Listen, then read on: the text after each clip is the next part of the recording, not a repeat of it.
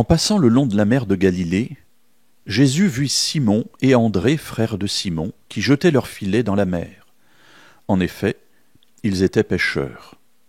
Jésus leur dit : « Suivez-moi, et je vous ferai devenir pêcheurs d'hommes. » Aussitôt, ils laissèrent leurs filets et le suivirent. En allant un peu plus loin, il vit Jacques, fils de Zébédée, et Jean, son frère, qui étaient aussi dans une barque et réparaient leurs filets. Aussitôt, il les appela. Ils laissèrent leur père Zébédée dans la barque avec ceux qui étaient employés, et ils le suivirent.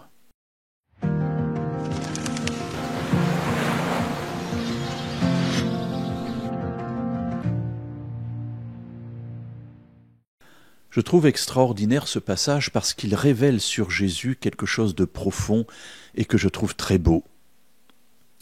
Voilà un homme qui s'approche du lac de Tibériade, et puis il voit là quelque chose que l'on peut voir encore de nos jours, c'est-à-dire des gens pêcheurs qui jettent les filets. Effectivement, dans le lac de Tibériade, il y a beaucoup de poissons. Et puis Jésus appelle certaines de ces personnes, Simon, André, frère de Simon, et puis un tout petit peu plus tard, Jacques et Jean, fils de Zébédée.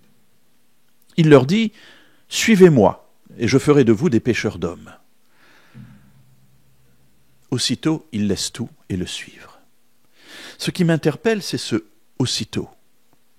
Je me dis, mais qu'y avait-il dans ce regard, dans cette attitude, dans cette parole de Jésus, pour que ce simple appel suffise à ce qu'ils laissent leur filet, leur barque, leur famille pour suivre Jésus.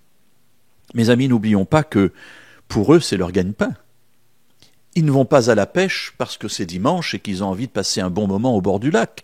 Ils vont à la pêche parce qu'ils sont pêcheurs. C'est leur métier, c'est leur gagne-pain. Et voilà qu'un homme passe et leur dit simplement « Suivez-moi et je vous ferai pêcheurs d'hommes » et aussitôt, ils laissent leur filet, ils laissent leur père et ils suivent Jésus.